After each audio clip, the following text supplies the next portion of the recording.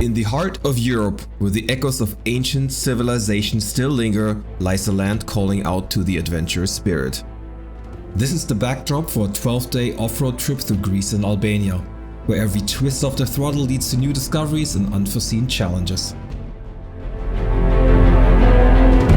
As we venture deeper into the wilderness, the terrain grew more treacherous, especially in the wet conditions. Challenging water crossings pushed the limit of our abilities and determination.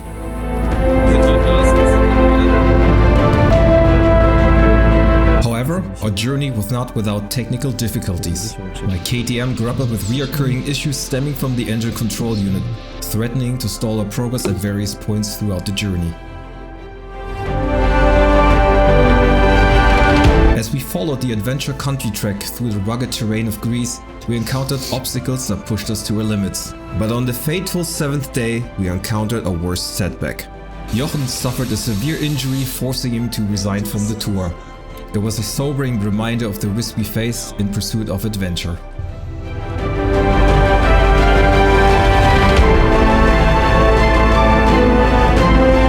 Yet, amidst the challenges, there were moments of unparalleled beauty.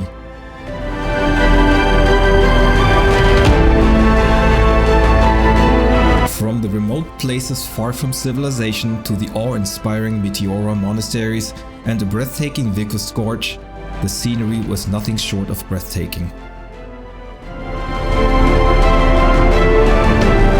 But the journey was far from over. In Albania, we faced the formidable challenge of the Trans-Euro-Trail's southern section, where the beauty of the landscape was matched only by the difficulty of the terrain.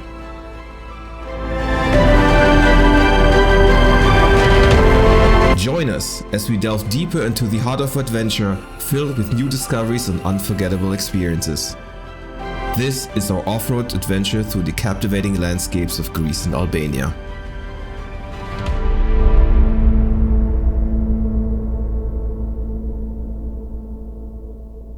Before we dive into this epic adventure through Greece and Albania, I have some exciting news to share.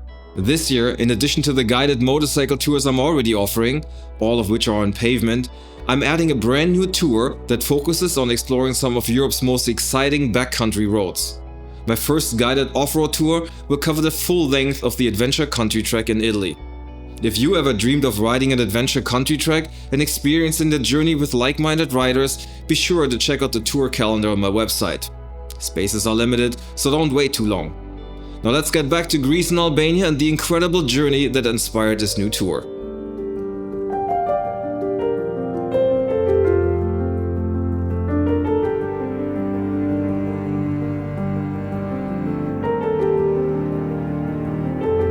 This trip marks our second expedition into the domain of adventure country tracks, following the exhilarating trails of Italy's backcountry the year prior. On our last off-road adventure in the Balkans, we encountered a mix of random off-road tracks and the Trans-Euro-Trail path that weren't always suitable for larger adventure motorcycles. This often led us to having to backtrack when the trails became too challenging, seeking alternative routes to navigate through. The adventure country tracks, meticulously crafted by the Adventure Country Track Association, offer a significant advantage. They guarantee that all off-road paths are suitable for larger adventure bikes, reducing the necessity for detours, particularly vital given our limited time frame for the tour. Yet, as we quickly learned, adept navigation skills remain crucial for overcoming unforeseen challenges along the route. Although we set out on our journey at the end of April, a few weeks earlier than advised for this specific ACT track, our excitement to explore the remote regions of Greece and Albania's backcountry roads was boundless. Accompanying me on this adventure are Jochen and Sebastian, starting our journey once again from Munich. For me, this meant tackling Germany's high-speed autobahn for a day just to reach our starting point in Munich. A ferry ride from Venice to Igounomitsa would mark the initial leg of our extensive southwards journey, leading us to the rich landscapes of Greece and Albania.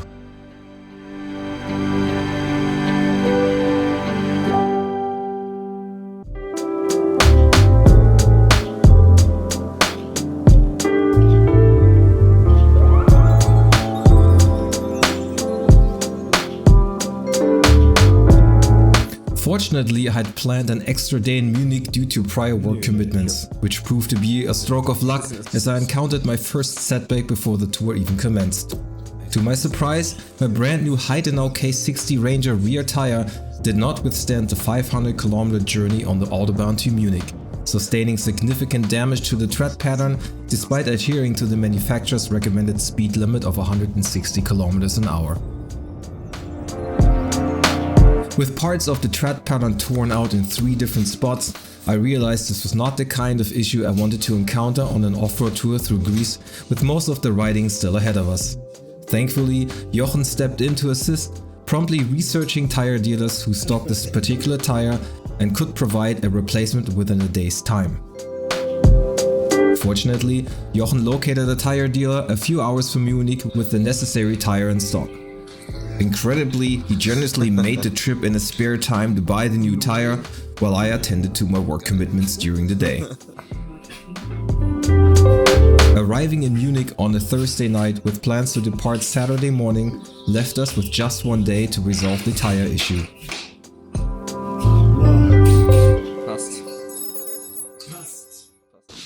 With the new tire mounted, we were ready to set out on Saturday morning, aiming to travel from Munich to Venice in a single day to catch the ferry to Igounomitsa the following day. Opting for a more scenic route, we embarked on a detour through parts of the Dolomites, where we were greeted by unexpectedly pleasant weather and remnants of snow from the previous season. Taking advantage of the picturesque surroundings, we paused for a quick lunch break in the Dolomites, basking in the afternoon sunlight. Energized by the beauty of the surroundings, we resumed our journey, making our way to the outskirts of Venice where we had arranged accommodation for the night. With the day still shining brightly, we seized the opportunity to explore the area with a leisurely walk and indulge in a delightful dinner nearby. The following day greeted us with light rain as we packed up and prepared to make our way to the ferry port. So we're gonna head to the ferry port, which we have to be there in an hour. My KTM just died. Ich passe mal von der Straße runter. But fate had other plans in store. Just as we approached the traffic light, my KTM abruptly shut off. And one start. Echoing a familiar issue I had encountered before. During my inaugural ride with my 2022 KTM 1290 Super Adventure R in Berlin. The engine had inexplicably cut out on the Autobahn, leaving me stranded at the roadside. Despite KTM's initial inspection revealing nothing more than a burned fuse for the engine control unit, the reoccurrence of the problem left me unsettled. Alter, nee. Nee, es ist egal. Das ist eine Sicherung, die draußen ist. Scheiße. Fortunately, I had come prepared with spare fuses to address the issue immediately. But the underlying cause remained a mystery, casting a shadow of uncertainty over our journey. Little did I realize that this glitch would escalate throughout our trip, with the true root of the cause eluding me until weeks later. A revelation I'll share later in the video.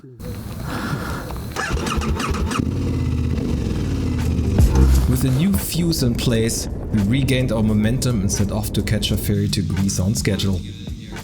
The journey to Igounomitsa promised to be a lengthy one, spanning 27 hours, but we made the most of it with an assortment of snacks and drinks to keep us fueled along the way.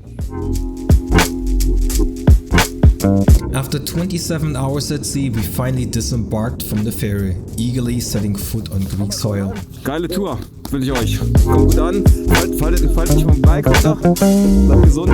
Our journey truly began as we made our way towards Patras, the starting point of the ACT Greece, a scenic 5-hour ride from Igounomitsa. With the refreshing ocean breeze, we relished the first kilometers riding south along the picturesque Greek coastline, the open road calling us forward.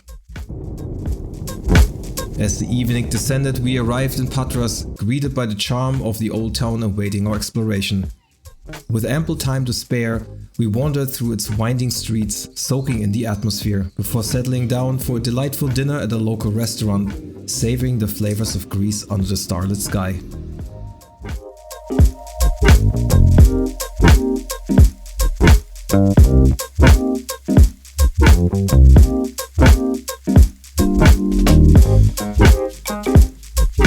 On the inaugural day of the ACT Greece, our journey unfolds towards Kalavrita, nestled amidst the mountains of the Peloponnese. Opting to forego the initial starting point in Naupaktos, we instead commenced our trail directly from Patras. Bypassing the pavement segments with the promise of exploring Naupaktos on the following day. Navigating through the urban labyrinth of Patras, our ascent into the mountains commenced promptly thereafter. So this is beginning of day number 1 of the ACT track. Starts out with this nice gravel road. It's the very beginning of May 2nd to be exact. And I haven't been on a bike in a while, certainly not in off-road conditions. The last time was in the Balkans last September. And so it takes a little while to just kind of warm up to it again. And of course it is the first time for me on this bike to do any of this, because this is the 1290 Super Adventure R from 2022 that I bought last year.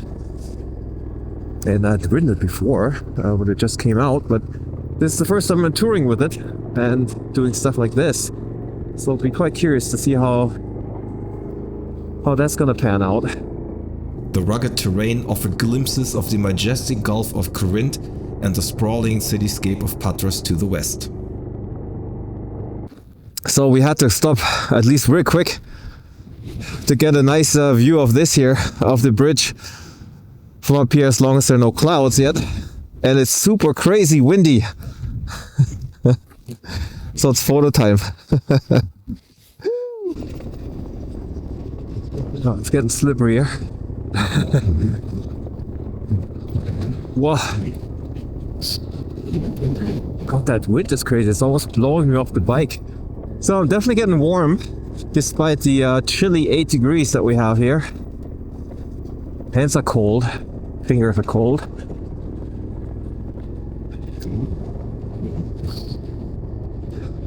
It's definitely a bunch of hairpin turns. And I am very happy about every kilogram of luggage I did not bring this time. Last time I had a big 50-liter roll on my back and I had about 30 kilograms of luggage, including the bags, which was already much better than just having panniers and putting luggage in, because the panniers alone, you know, weigh a good 35 kilograms, the top case and stuff. But still, it's a lot of weight, plus I couldn't move around because I had a big tank bag and that big roll right behind me, especially on these downhill things. It's nice to be able to move a little bit on your seat. So now I'm at 20 kilograms, dropped the 50-liter bag, reduced the weight.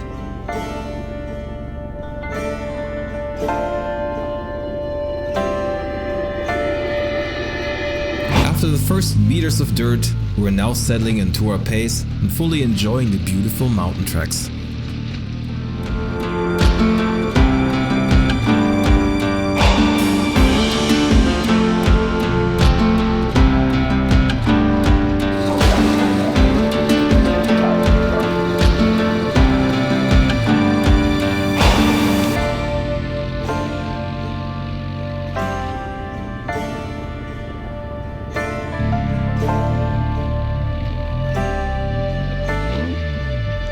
Just as we felt we were getting the hang of the gravel tracks, Jochen and I ended up dropping our bikes at the exact same spot.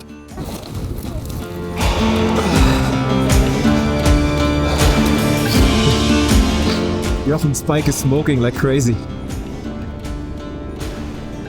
This is definitely a bit more technical, this part here. Bigger rocks, looser ground. As we ascended to higher elevations, sections of the track became more technical, with loose ground and larger rocks challenging our ride. Despite this, navigating the track brought us immense joy. So there's some snow. Reaching altitudes exceeding 1800 meters, we were greeted by remnants of the previous winter in the form of small snowfields. Snow had been a concern venturing out so early in the year, as past riders had encountered impassable snowfields along this track. However, on this occasion, snow posed no obstacle for us.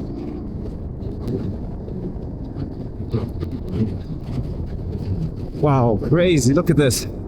The vistas remained spectacular until we ascended into thick cloud cover. So way up in the clouds. And I'm still climbing. We're at 1700, I think. And we're still going up. I think the highest point of elevation today is 1800 meters above sea level. So I got a new kit of gear with me, which is the Climb airbag vest, which is made by In-Net Motion, I think they're called. You know, the guys that ask you to do the subscription model and you sign up for it. That's one of the things that deterred me from it for a long time, because I didn't like the idea of subscription model airbag vest. Also, I like the idea of having a jacket over the normal riding jacket. Makes no sense. But if you do this kind of stuff here, then the heat-light vest is not very good. I tried that last year. Did a video on that as well. So now I'm trying to wear it under my riding jacket, under my Climb Badlands Pro. Whoa, this is slippery here. To see how it is. So it's good to wear. My biggest concern is that it can get warm. Yeah, this is like technical stuff here.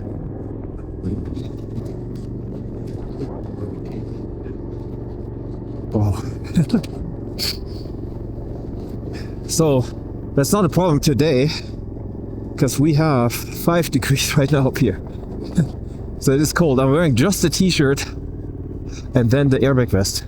So this is as light as you can wear it, I guess. And I'm slightly chilly, but I'm working here, so I'm slightly on the cold side right now. Whoa. Jeez, I gotta pay attention here what I'm doing. Oh, this is the dreaded ruts. I think we're in it now. Whoa.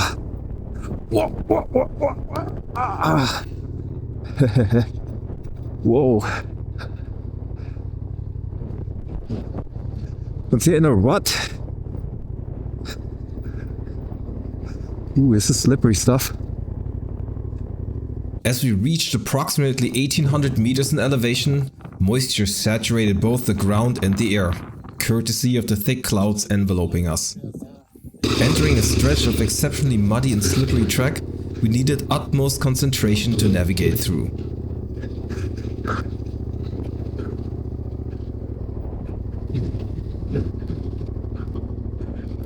Oh, damn. Despite the excellent performance of our 50/50 tires on the gravel sections, they reached the limit in this deep mud, especially with the weight of the motorcycles.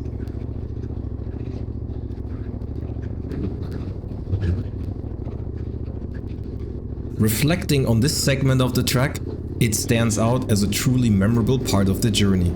The thick cloud cover in the mist only added to the atmosphere, enhancing the sense of seclusion from the outside world. The wind was particularly fierce, especially at higher elevations, with powerful gusts occasionally throwing us off balance on our motorcycle. This is where we're gonna go. This is my guess.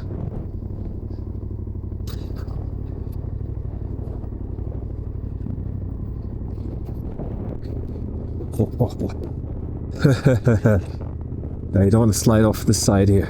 About halfway through the track, with like 70 kilometers left on the track. We start with 140, and it is a 11:45 in the morning. We haven't actually taken a long break. We've been on the bike the entire time so far. And it's been very windy up there, so it's not really a cozy place to stop and have coffee. So we're going down to lower elevation, and we'll find a spot to make some coffee and take a break. Also, we lost all our food that we bought. We just kind of put it on Sebastian's tail end of the bike, and the net that you used wasn't strong enough. The vibration was shaking it off. So we have no food on this trip. I've got some like energy bars and stuff as a backup. We have enough water, so that's the most important part. And it doesn't rain. That's also very important, because this could have been a very different day with rain. It's the muddy section up there was doable, really, but I'm sure it's a lot worse when it's really, really, really wet. At lower elevation, we finally stumbled upon a less windy spot where we decided to take a much-needed coffee break. A tradition that had become an integral part of our off-road adventures. Our mountain barista Jochen worked his magic, brewing up some much-needed fuel. Despite losing all the groceries we had bought early in the morning, Sebastian still had some leftovers tucked away in his luggage from the long ferry ride to Greece, just enough for a small snack.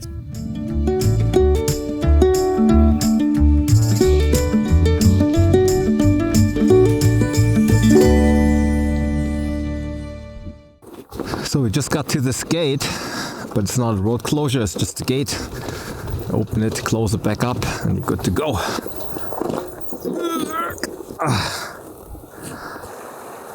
There it was, our first water crossing of the trip, and we carefully assessed the best line to navigate through.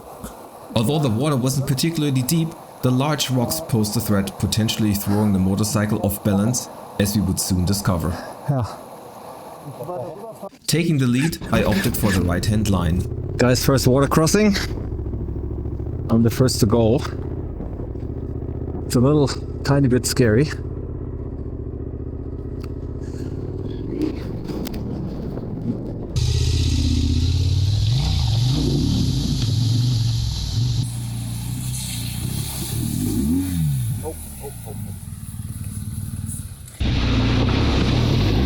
It was in this moment that I had to set the camera aside and rush to assist Jochen with his bike.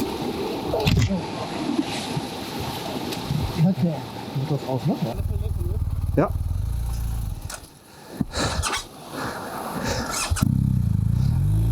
Even when the motorcycle is upright, gaining traction on slippery rocks can be challenging. In such moments, having helping hands can make all the difference in building the momentum needed to push forward. Komm, wir schieben. 1, 2 und hopp! Gas, Gas, Gas, Gas! Du bist auf dem Dings drauf. Du bist auf dem Stein. Jetzt geht's.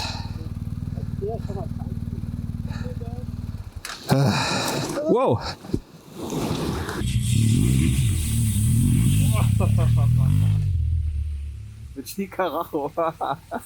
So we're 30 kilometers before our destination in Calavrita, I think is the name. And we made it to the next off-road section. This is a bit steeper stuff. The final off-road section served as a perfect conclusion to our first day on the ACT. Despite the forecasted rain looming on the horizon, the upcoming rolling green hills provided a spectacular view and proved to be a joy to ride through.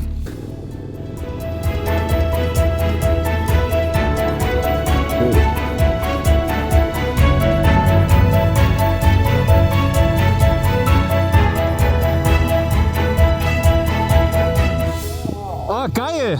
Das war die Stelle, ne? Die sieht gar nicht so toll aus, aber wenn du die fährst. Ja, scheiße, weil du brauchst noch mehr Speed. Ja. Aber wenn es so hochtreckert, das geht es eigentlich ganz gut. Ja, die rechte Spur war deutlich besser.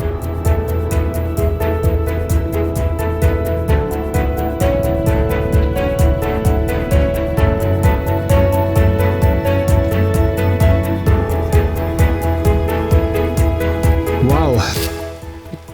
We're at the final stretch of the ACT. That's the part where you go over the top of the hills here, that grass.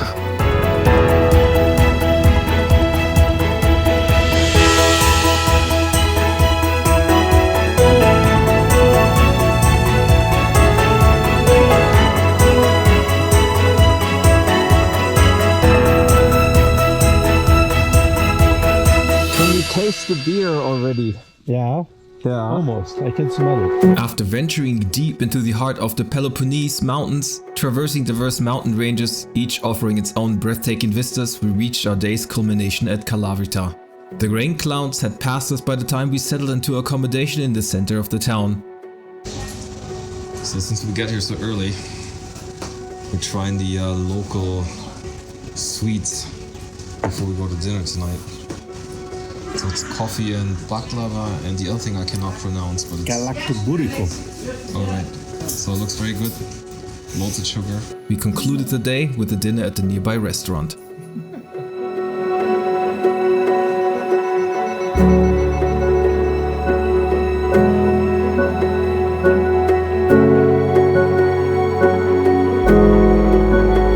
It's morning in Calabria, and the best bakery in town has our breakfast this morning.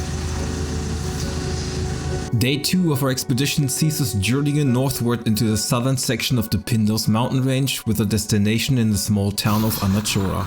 This is the ACT, day number 2 of ACT Greece. We're standing right in front of our accommodation. We had this small little house behind us for the 3 of us with plenty of space, and we had this awesome bakery where we had our first welcome beer last night, and we had breakfast there as well.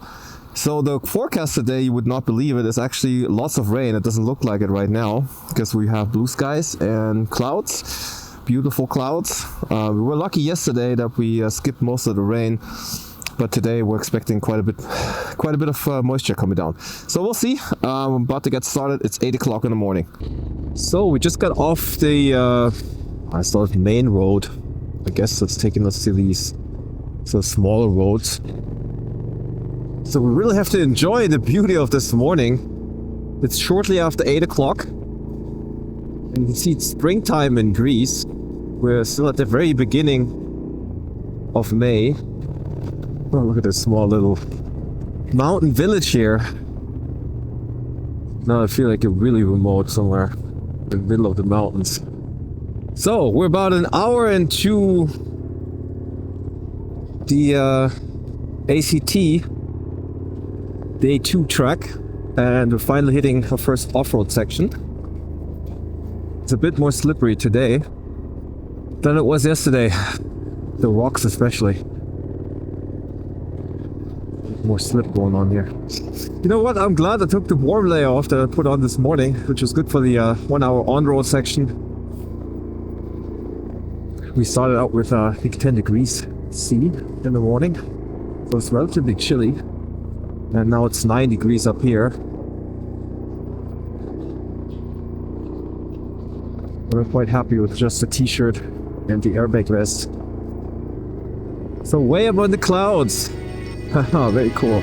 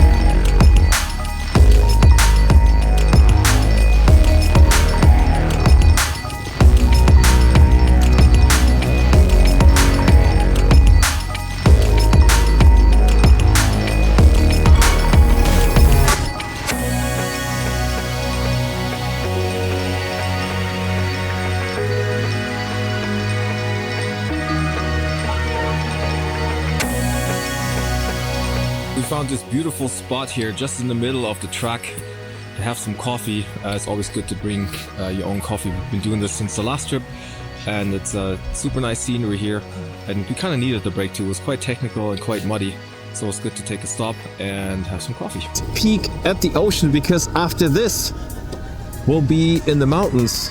With the mountains of the Peloponnese fading on the rearview mirror, we prepare to traverse the Gulf of Corinth once again. The Rio Antirio Bridge, stretching an impressive 2,380 meters, stands as a testament to engineering ingenuity, ranking among the world's longest multi-span cable-stayed bridges linking the Peloponnese Peninsula to the mainland Greece. After a brief coffee break in Nafpaktos, our journey continues along the scenic shoreline before transitioning onto our first off-road track on the mainland.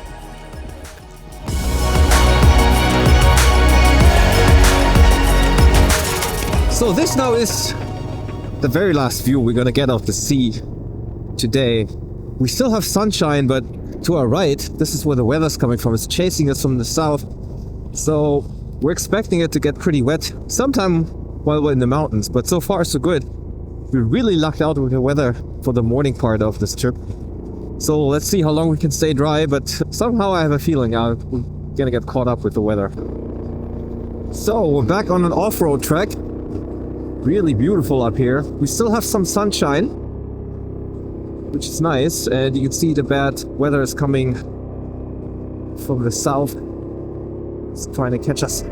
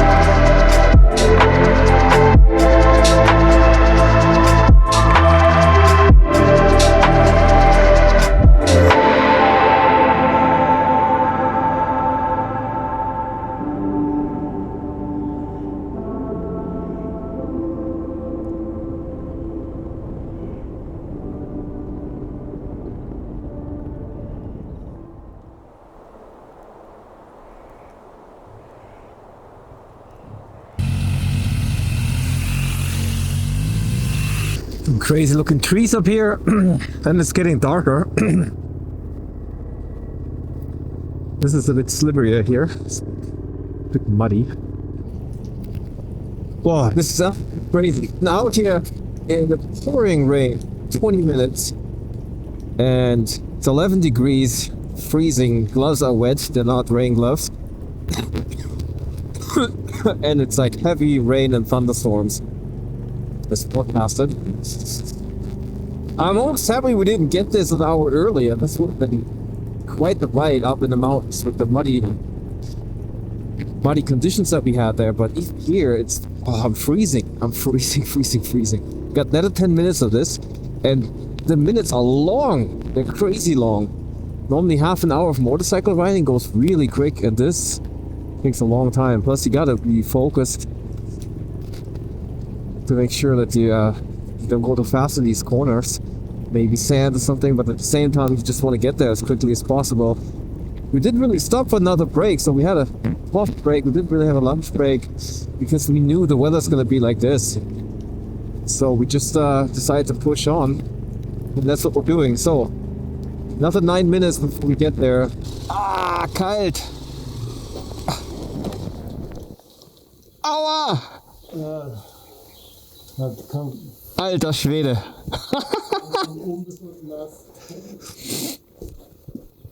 Oh, ich kann die Finger nicht mehr bewegen. Ach so, hast du Heizgriff gemacht? Hä? Hast du nicht die Heizgriff? Nee.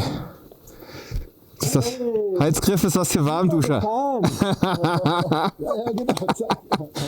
Oh, also noch eine Stunde hätte ich das jetzt nicht machen wollen. This is what we deserve now. Sebastian's under the shower already, but we're here wet and thirsty.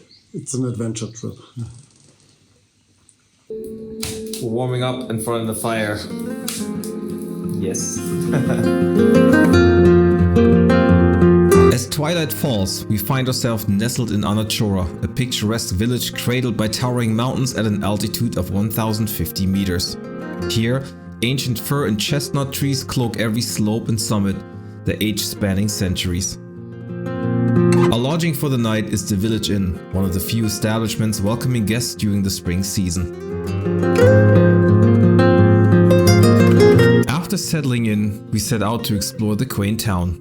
With only one restaurant open at this time of the year, we follow our host's recommendation for a cozy dinner spot amidst this serene setting. Wenn man so rauszoomt, kann man das sehen.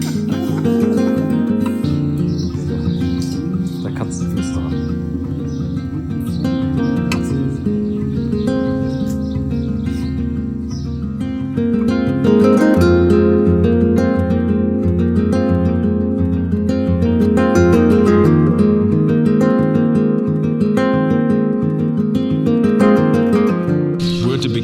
Day number 3 of the ACT Greece track.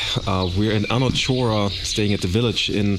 I guess that's a very popular location for other riders as well. It's probably going to be the hardest day of the ACT track for us especially. There's a couple of difficult sections in there. There's the water crossing and there's that steep sort of rocky part that we have to look forward to, but also we have a lot of rain. It's not raining at the moment, but there's a lot of forecasts. It's been raining the entire night, so there's going to be a lot of mud. And it's not a very long track, but we got a taste of the mud here in the mountains, so this is going to be a challenging day. Some water crossing footwear for Jochen, because today is going to be the craziest water crossing that we're going to have on this trip. Deep water, and he's going to wear these. Maybe. We'll see. We get to do a final pass through the center of the town here. And this is the location where we had our dinner last night. It was the only place that was open, right here, across from the post office. Shortly after leaving Anachora, we encountered our first logging road in the mountains. As anticipated, the rain from the previous night had transformed the sandy terrain into slippery mud. Whew! This is where it gets a little difficult, guys. It's very, very slippery. Fuck.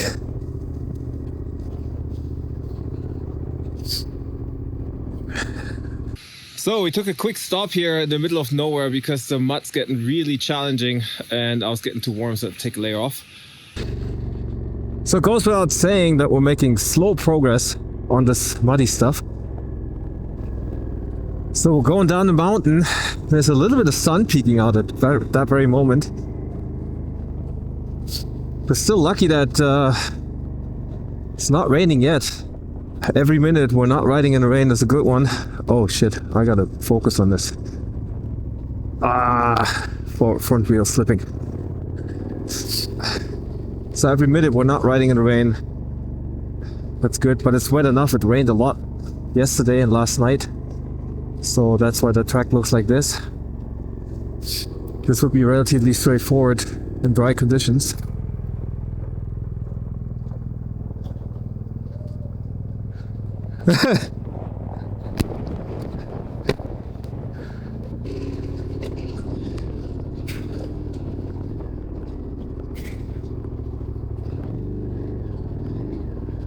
So we approached the water crossing, which holds quite a bit of water today, which is not surprising because it's the end of the winter season and plus it's been raining quite a bit.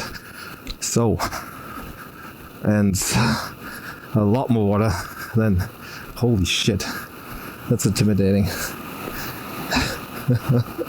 Oh weia. Ach du Scheiße. Alter, nee. Aber beim ACT, wo sind die dann rübergefahren? Hier vorne oder was?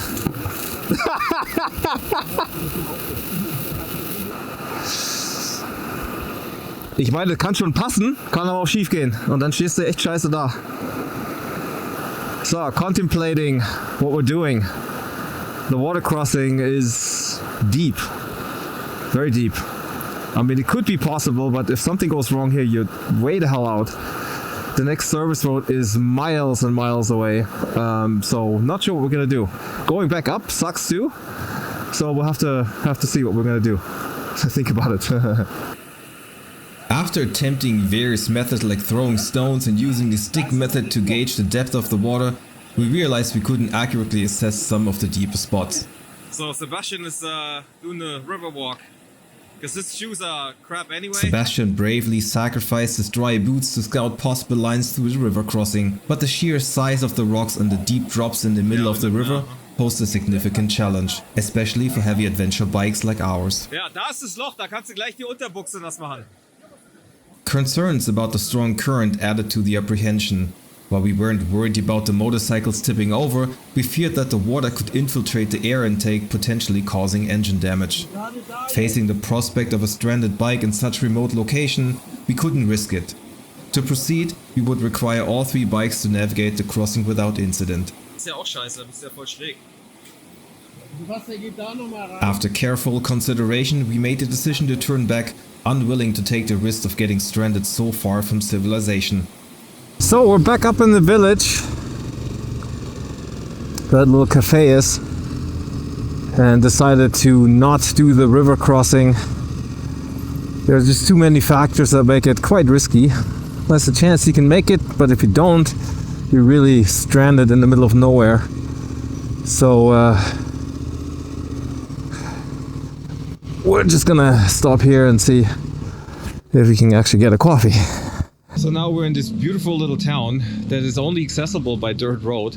And there's a small little cafe behind us, and that was featured in the video too, in the official ACT video. So we're gonna grab a coffee, and then we have to find a detour because we're not sure if we can make it back on the track again.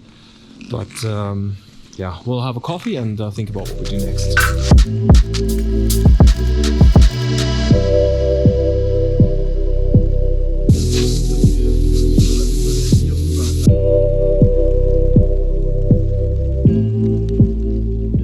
We're on our way on the detour to get past the river crossing, which is a long detour and basically means we're not gonna be able to enter the track again. Then after some pretty beaten up roads, it turned into this brand new road. It's still wet, of course, but you can see there's a lot of rocks coming down from the bad weather they've had in the recent days. And the other roads were so messed up. And this is a nice new road. Forced to detour, we navigated our own tracks northward, veering from the original ACT track, where we found the bridge that would bring us across the river. Yet, despite this deviation, our path remains no less magnificent than the intended route, offering breathtaking scenery along the way. Ascending a high mountain road, we witnessed the river we had attempted to cross earlier converge into a vast reservoir. Selecting a scenic spot, we paused for a picnic, reveling in the breathtaking panorama. However, our journey into the off-road tracks in the mountains was not quite over and held one more surprise towards the end of this day. We found another track, which isn't part of the official ACT, but rather than going the rest on paved roads, we want to try this. It's gonna get us to where we need to go, technically, but we don't know what it's like, so we'll just try it out, I guess.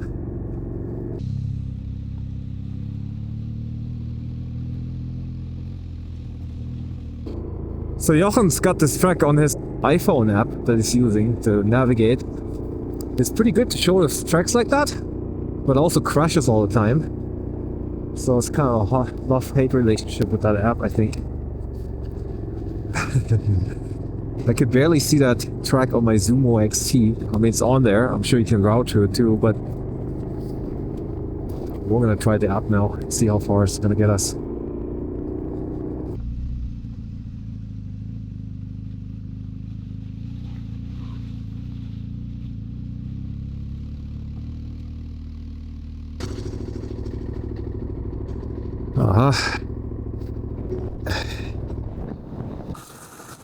Here it was, another water crossing awaited us. This one appeared wider, yet upon careful inspection it seemed less deep than the earlier one we had bypassed. Determined not to underestimate this challenge, we collectively walked the intended path, strategically unloading our luggage to lighten the bikes, preparing for any potential need to lift them out of the water. Und? Jochen courageously volunteered to go first.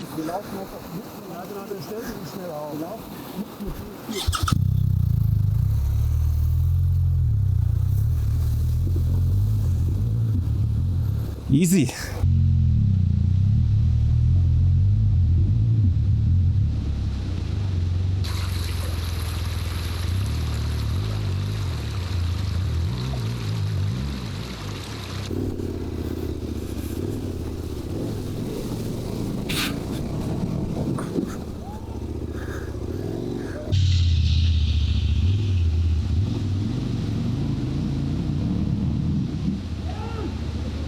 This water crossing marked a small triumph for the day, and notably it was the largest one I had ever encountered. So, we made it through the water crossing. We don't know what's coming here. So, if this doesn't work, we'll have to go back, do it again. But it's quite a relief. That was the biggest water crossing, the scariest I've ever done. So the boots are wet. I mean, this water came in from the top. Isn't as bad as I thought it would be. I mean, the water's in there, but it doesn't feel as cold as I thought it would be. The subsequent trek was a joy to ride, and we found ourselves much more confident navigating the wet terrain. The sunshine that greeted us after the water crossing quickly gave way to the rain during our final kilometers of the day. Geil! Geile Strecke! Sebastian! Oh Gott! Wo müssen wir jetzt eigentlich lang? Jetzt haben wir noch 14 Kilometer. Ist aufwärts gefahren. We are 1300 meters high up in the clouds again. Just got off the off-road track that we just found by ourselves with the river crossing. So despite the fact that we had to detour from the original track, we definitely had some really cool tracks. This could have been part of the ACT track for all that matters. The forest muddy part. Towards the end, it was getting a bit more familiar and a little easier and a lot more enjoyable too. While I don't mind a bit of grime on the bike, a brief washdown was necessary to clean the luggage and attend to the chain for maintenance. We arrived at our final destination. I just forgot the town's name, but our hotel is a couple meters to the right. Giving us in, perfect.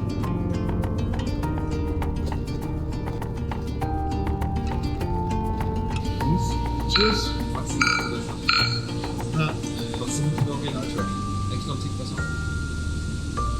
Day 3 of the ACT, and we really lucked out with the weather again, because this is what it looks like now, and we had most of the day in the dry.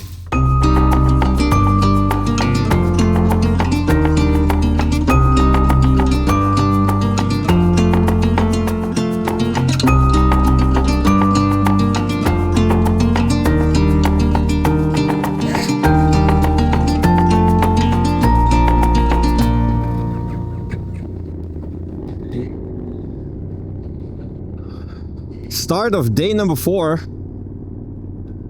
Bit of a late start because we had breakfast at 8 instead of 7 as the previous days. We're gonna stop at a supermarket and get some groceries, just some food for a picnic on the way. It worked out pretty well. Now you can see there's a little bit of blue sky. This is the first time we see blue sky on this trip, mixed with rain forecast. So we'll see what today's gonna bring. We've been pretty lucky the past 3 days that heavy rain forecast didn't really accumulate to anything until the afternoon. So either it was very close to us getting to our accommodation or right after. It's gonna be a long ride for us because we are extending the trip today, and we're not staying at the recommended stop point. We're going to Meteora, where the monasteries are that sit on these rocks, on these rock formations. So we have quite a few more kilometers to go so we can see that. We are so close to it, so we didn't want to miss that out. So just when you leave Carpenese, you're rewarded with a nice curvy paved section. Nice flowing road.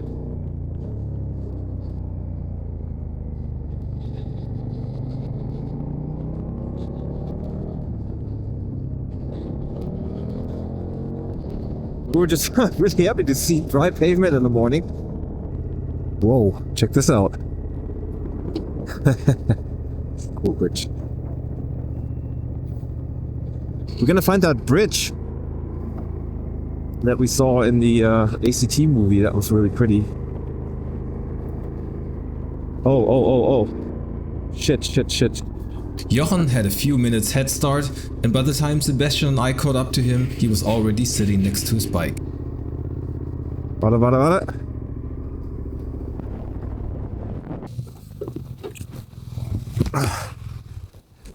Alles okay? Gebrochen. Was? Der Fuß ist gebrochen. Fuß ist gebrochen. Oh nee. Shit. Der war Oh, nee. Krankenwagen holen, ne? He had slipped on a small mud section, and in this effort to regain his balance, his left foot became trapped between his left pannier and the ground, Oh, fuck. resulting in a broken lower leg. Fuck. Welche Seite? Der da, rechts? Ja, ich bin unter die Koffer gekommen, unter die Tasche gekommen. Ist gebrochen, ja? Warte mal. Kurz warten, ja? Okay. The timing of the accident just 45 minutes into the day was both fortunate and unfortunate. But we were relatively close to the main road and not hours into the wilderness like in the previous days. It was still a distressing situation. Last night's destination, Karpenisi, was the nearest sizable town where we could find medical help. Yeah, it's not very far. It's just off the pavement and then into the dirt road. It's very close to the main road. 3 people, including the injured person, yes. The ambulance and the police arrived promptly, about 45 minutes after the call was made. Despite the pain, Jochen managed a smile as the medics attended to him. However, he was understandably upset with himself for what deemed to be a stupid mistake. One of his requests was to have his motorcycle brought to the hospital, unwilling to leave it unattended in the middle of nowhere. The police were incredibly helpful, finding a nearby restaurant where I could safely leave my own motorcycle with all my belongings, allowing me to ride Jochen's bike to the hospital. The diagnosis confirmed Jochen's fear, a broken lower leg. It was a complicated fracture, and my brother, a trauma surgeon, strongly recommended surgery in Germany. Fortunately, we all have insurance policies to cover the trip home for both rider and his motorcycle. Despite this setback, Jochen encouraged Sebastian and me to continue our journey along the ACT Greece route. Although our hearts were heavy, we honored his wish. With time constraints looming, we made the tough decision to deviate from the original plan and find another thrilling off-road track through the mountains. Look at this road. Wow. It's nice. Gotta say, still got the events of this morning in my head. It's not a good passenger when you're riding stuff like this.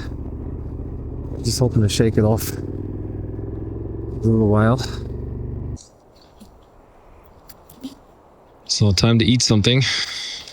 First time without Jochen. We don't have the Pro anymore. Nope, what we have is cutting board. This should do it. So we can already see where we're going. Over there, that road, that's where we're gonna head. You can see it on the navigation system.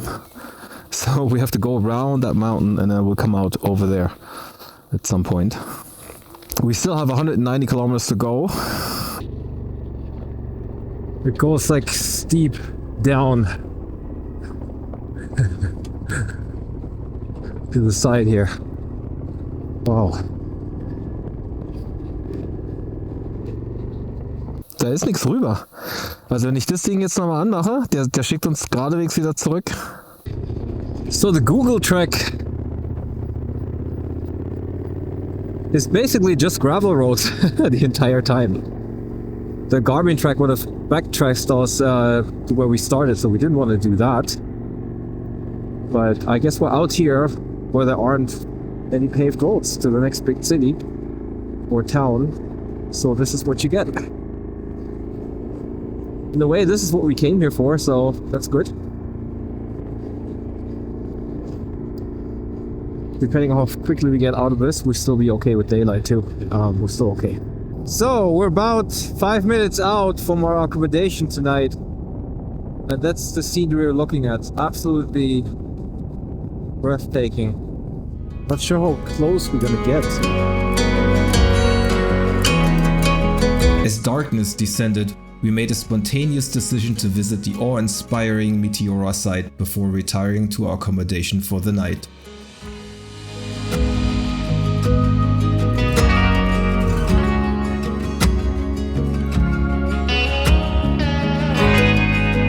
As if the Meteora rock formations themselves weren't awe-inspiring enough, the sun peeked out from under the clouds one last time, casting an ethereal glow over this incredible place in the most stunning sunset.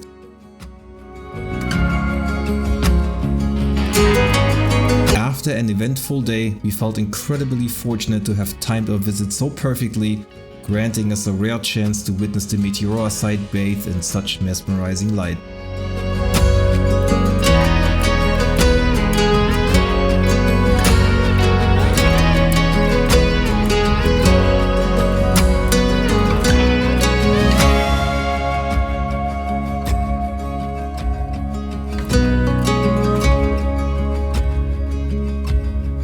The following morning blessed us with the finest weather of the trip thus far, granting us another opportunity to view the meteora site in gentle morning light. This UNESCO World Heritage Site features remarkable monasteries perched atop eroded rock formations. Despite the incredible challenges faced by the monks who built the monasteries during the 15th century, they stand as a testament to human ingenuity and perseverance.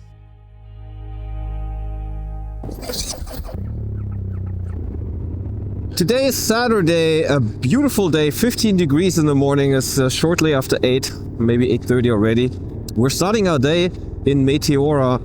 We're so happy to have this beautiful weather last night, and we actually got to see the sunset on one of these sunset viewing points up where you can see the monasteries. And today it looks pretty nice too, at least the morning. We have some cloud cover coming up in the mountains, so we don't know what it's going to look like. There's not a big chance of rain today, which is great.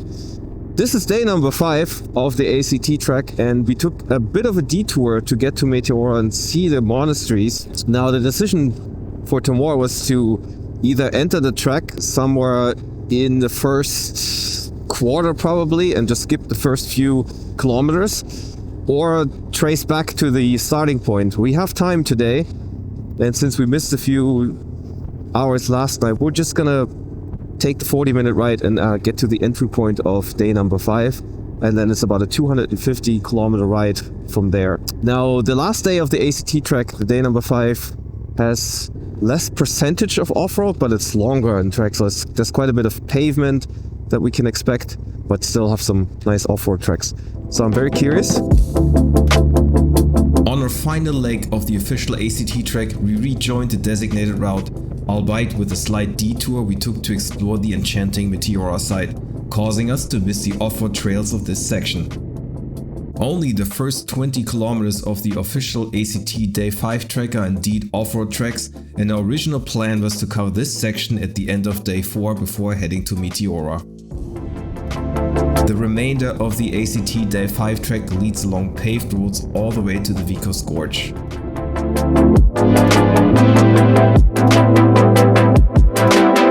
The journey to the next town of Metsovo boasted winding roads that were a joy to ride, although they paled in comparison to the exhilarating off-road treks of the previous days.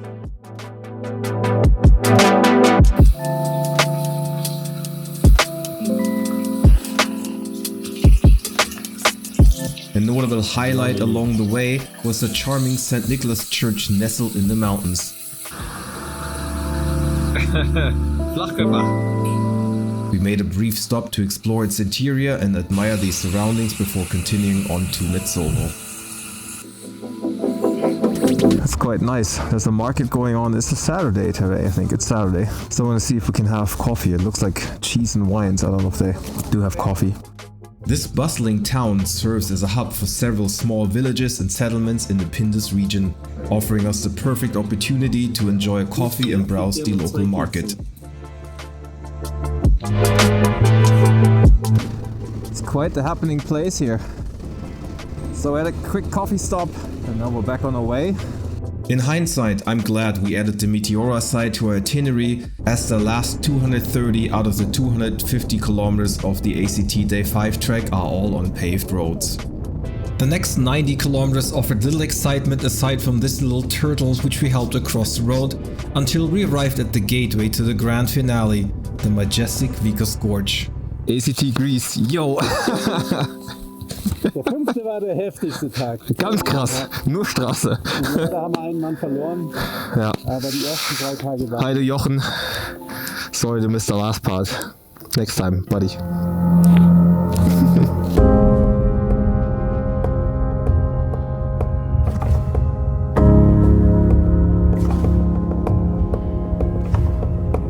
Nestled in the Pindus Mountains in northwestern Greece, The Vikos Gorge is one of the most spectacular canyons in Europe. With a depth of about 1000 meters, it holds the Guinness World Record as the world's deepest gorge relative to its width and is nicknamed the Grand Canyon of Greece.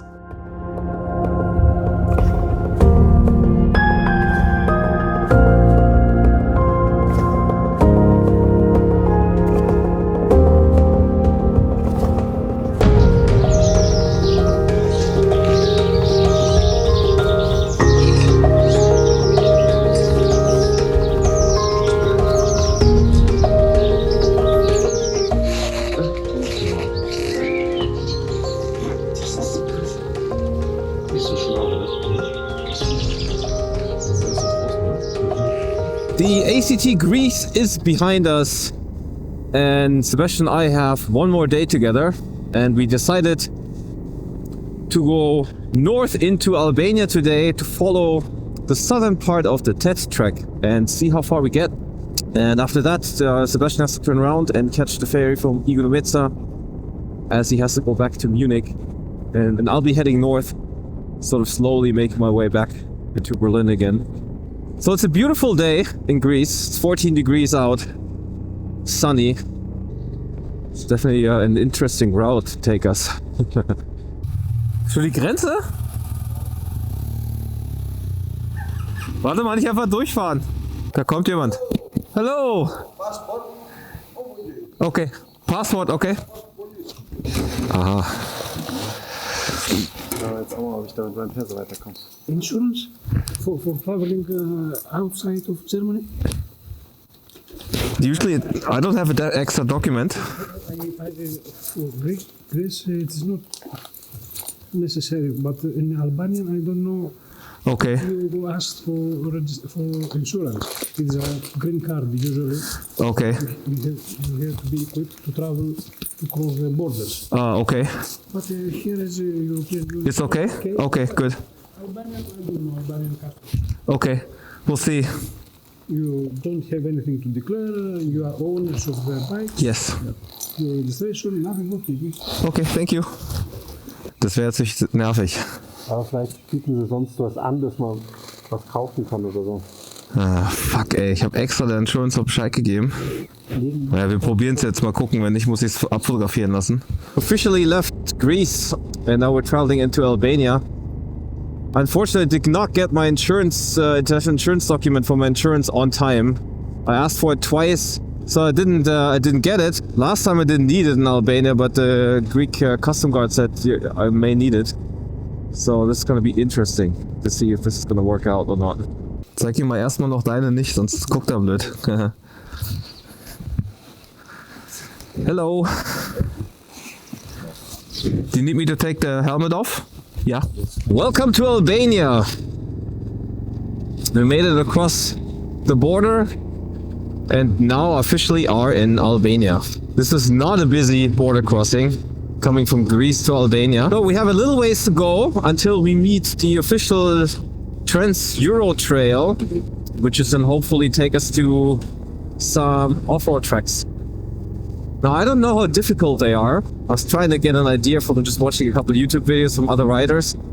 Because obviously with these big bikes, there are certain parts that are hard or impassable depending on your riding skills. And I've had a few of those in the recent years where I had to turn around and I couldn't go.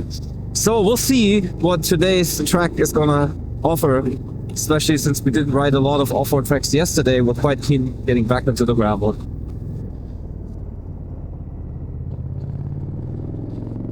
And we can tell this road is very new and it's an absolute pristine condition here, yeah. Wow.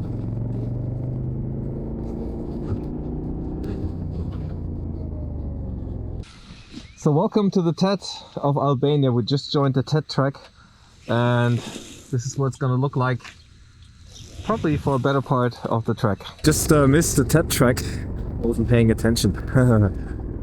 So I have to sort of retrace the steps, find the track again. There's somewhere a turn off to the left that I missed. Genau.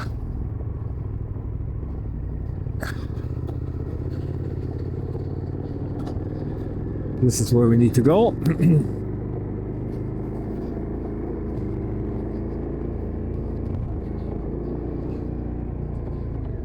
So we're still going further up the mountains. We don't have any regular roads on the maps anymore. We're like deep into the countryside. This is the kind of roads to get here.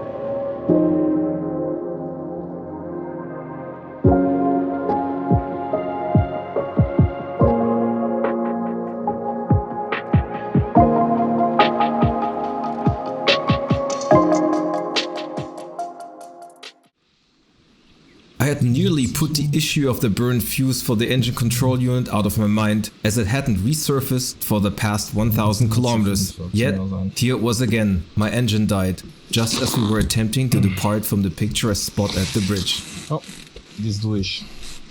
Little did I realize at that moment that this wouldn't be the final encounter with this problem. Warum? Weil es kein Mensch. And the intervals between failures were getting shorter every Aber time. da ist auch nichts, was hier wackelt oder was hier irgendwie... Ich verstehe es nicht. We were midway through our journey in Albania, navigating the southern section of the Trans-Euro Trail, when a deceivingly slippery patch of the dry tarmac caught me off guard, causing me to lose control of my motorcycle. Negotiating a corner with minimal lean and reduced speed as we sought out a gas station in Kolvoda, I was taken completely by surprise. Fortunately, both the bike and I escaped with only minor scratches from the incident. However, our troubles were far from over as we discovered a more pressing issue: the town's fuel shortage. With all the 3 gas stations depleted, a common occurrence towards the week's end according to the locals, our ability to refuel was severely hampered. This setback would later constrain our options in the off-road sections, leaving us with no option to backtrack, but only to forge ahead on our journey. We're taking a little detour from the TET track because in the place we wanted to refuel, both gas stations, all 3 actually I think it was, are out of gas. We're afraid range is not going to be enough to go into the mountains. We're going to run the risk of not getting gas there either because there aren't any big towns, and that was a big town. So we're trying something else now, just off the beaten path a little bit. So we decided to meet the TET track again because we didn't find anything, and we're shortcutting through these gravel roads back onto the track, so we don't have to take the paved section again. The TET track, after that small road, this is the main road here, alongside the mountain at 1100 meters above sea level, we arrived at the riverbed.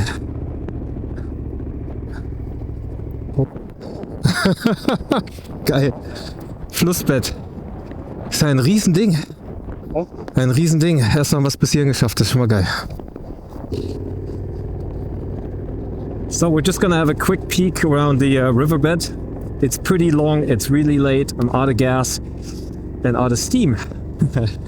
So we're not gonna do the whole thing, and it may not be so advisable with such a large bike, because I have no option to turn around because I'm low on gas.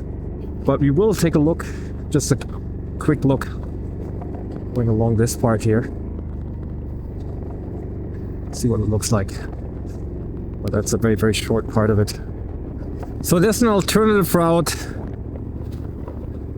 from the TET to take you to Gamsh, which is a bit longer than what we were going to do.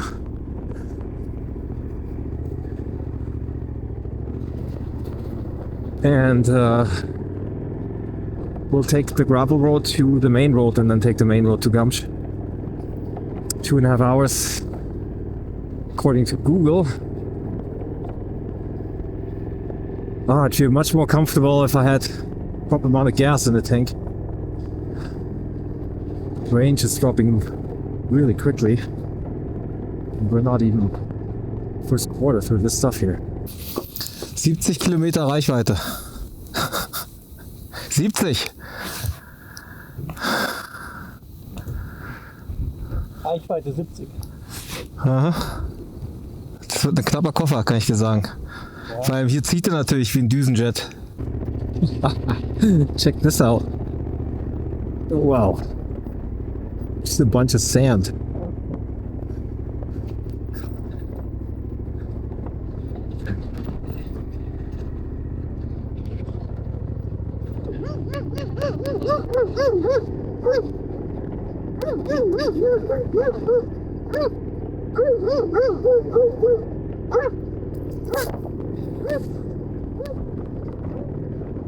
Wow.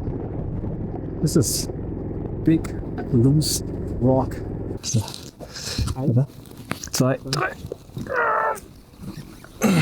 Was? Okay. Okay. Auf die Bremse. Ich bin in dieses Kackloch rein, fahr mal oben rüber. Und das Loch hat mich voll so. Uink.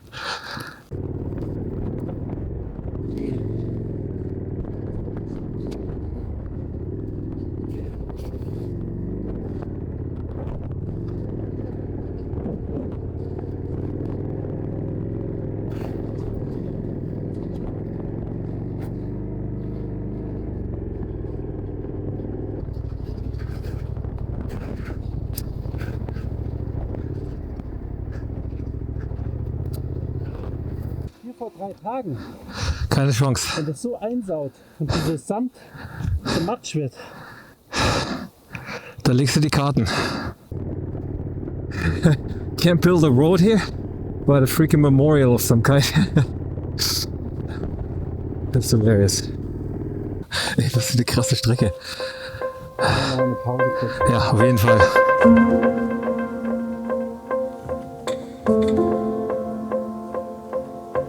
As we ventured onto this trek in search of the quickest route to the nearest main road, we were unprepared for the challenges that lay ahead. Compounding our concerns, our fuel levels were low, leaving us with no option to backtrack. Thus, reaching the pinnacle of the trek brought us a sense of relief, knowing that we had conquered the highest point and the most difficult part. So we thought.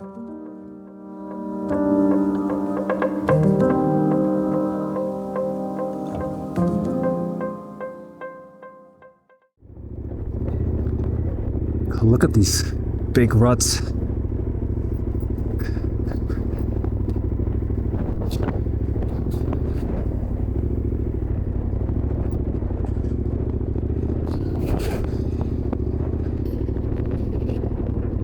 The downhill section of the trek proved to be even more challenging, with deep ruts and stretches of muddy terrain testing our skills.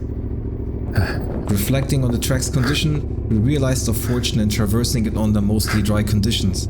Had it been wet, the track would have been nearly impassable.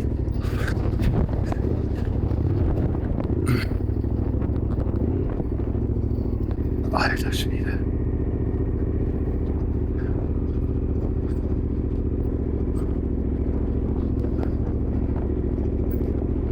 Kurz vorm Abschmieren.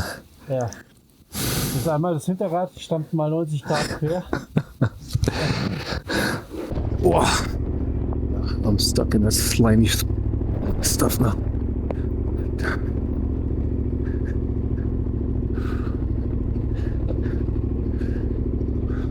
Are you kidding me? Holy shit.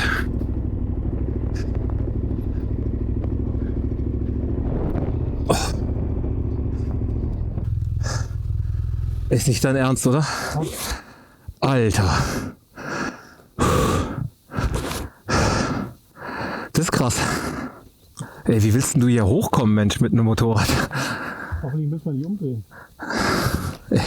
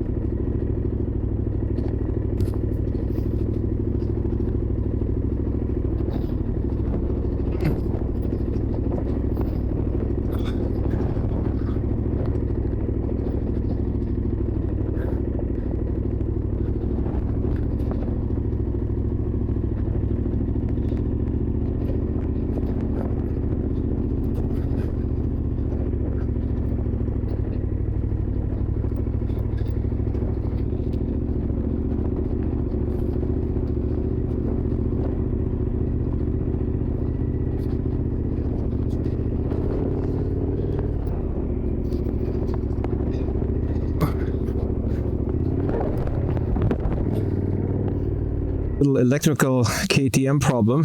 That was just a fuse. To put a new one in. It took 10 minutes, 10 meters, and it blew again. I put a new one in just right now. Bike doesn't start. We're in the middle of fucking nowhere. Shit. After the engine control unit fuse blew for the third time in quick succession, I began to worry if I would even make it off the mountain that day, especially with the low fuel problem adding to my concerns. Schon wieder durch. Super. Initially, I'd believed this was a problem with the motorcycle itself. However, I discovered a few weeks later that the relay of my SW Motec accessory lights was filled with water, causing the sporadic electrical failures of my motorcycle. Having used the accessory lights on my previous two motorcycles, it seemed the relay had lost its waterproofing over time.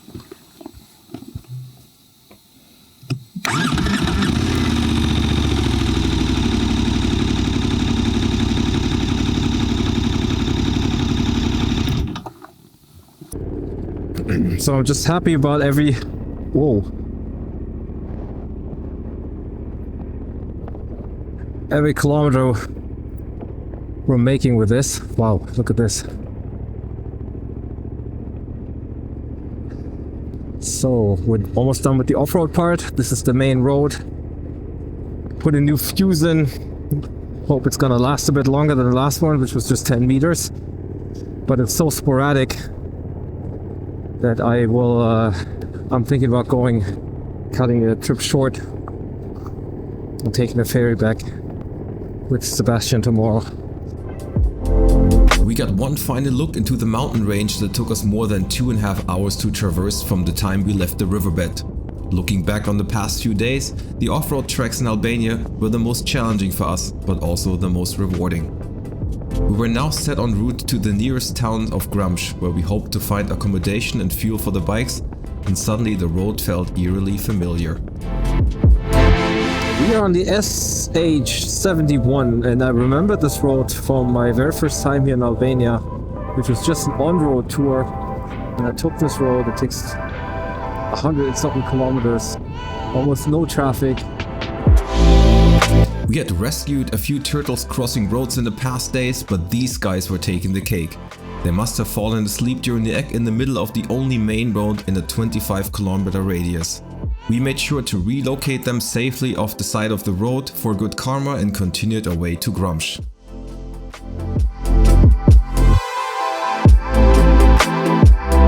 We arrived to town with empty fuel tanks and found accommodation near the town square.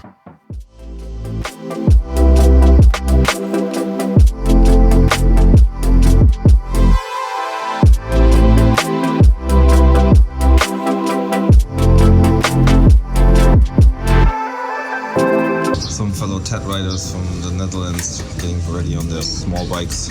As our journey neared its conclusion, our focus shifted to returning to Igoumenitsa to catch the ferry back to Italy. Initially, I had planned to extend the adventure by riding north through the Balkans with Jochen. However, with Jochen retiring early from the tour and the frequency of failures on my motorcycle's engine control unit increasing, I made the decision to cut the trip short and return home early with Sebastian, who was planning to leave early from the tour due to work commitments. Well, Dutch guys here, have a good one.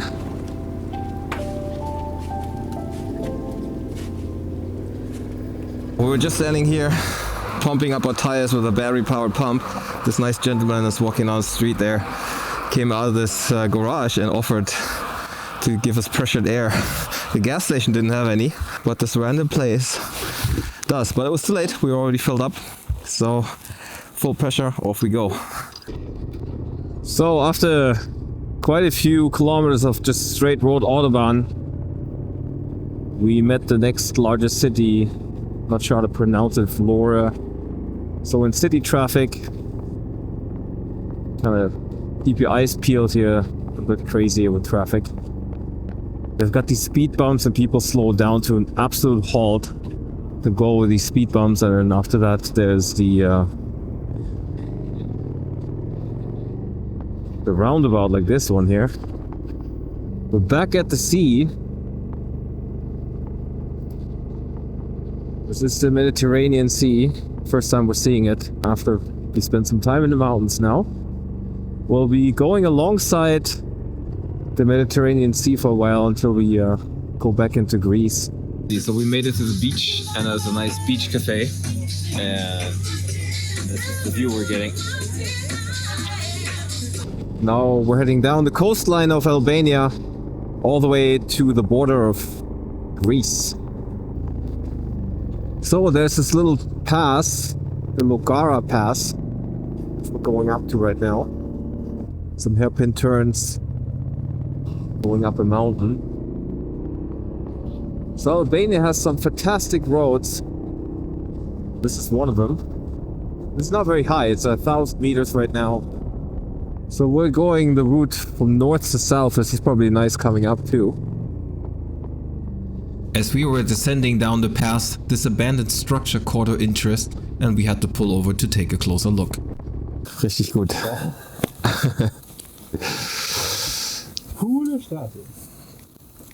Yeah, this abandoned building. Not sure what this is. Well, it looks cool. Looks like the beaches are nicer down there too. Das ist aber bestimmt kein Swimmingpool hier. Nur noch fast runterfahren können. This abandoned site, known as the Big Bunker, holds historical significance. Positioned strategically on the slope of the Cyronian Mountains overlooking the Adriatic Sea, it stands at an elevation exceeding 600 meters, providing an ideal vantage point for spotting ships. A crumbling 3-story building makes up the bunker's main structure on a particular scenic hairpin turn of the road. Okay, Sebastian is definitely too tall for this. He hit his head. We saw some rats too. Gucken wir, wie wir rauskommen, Mensch. We are still at the coastline of Albania. We just stopped for lunch a short while back. Met this really interesting guy who's been traveling for almost a year now. He's finishing his tour in Europe. Okay guys, so this legend here is from Brazil, traveling the world for 1 year. And that's his bike. What's your name? Pedro. Pedro, nice to meet you. Nice to meet you. Now we have about 100 kilometers left until we hit Igoumenitsa, and somewhere in between we'll cross the border from Albania to Greece again. This is the tiny ferry that's gonna bring us across the water gap. We're in Butrint, so the southern tip of Albania. Gleich rattert's. Pass auf. Rappapap.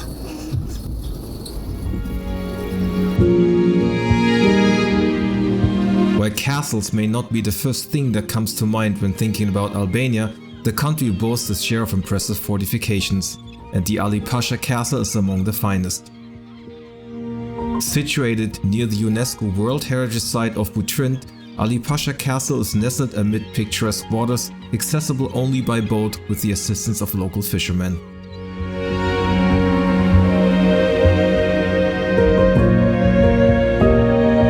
Inhabited since ancient times, Butrint has served as a Greek colony, a Roman city, and a bishopric through its rich history.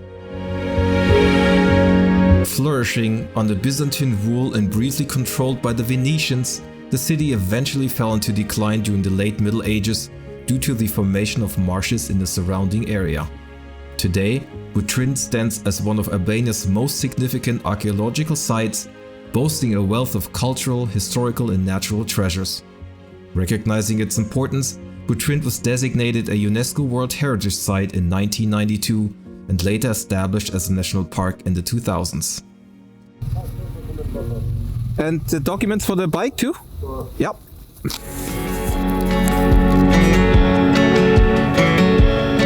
After crossing the border into Greece, we had a brief ride to Igoumenitsa, where we stayed overnight to catch the early morning ferry. Thankfully, we were able to check in the night before, giving us some extra time before boarding the ferry to Venice. With our motorcycles safely stowed on deck, we embarked on the journey back to Italy. We encountered rain for most of the ride and a last-minute mechanical issue along the way before we reached Munich. However, there was one more important stop we needed to make: a surprise visit to see Jochen in the hospital.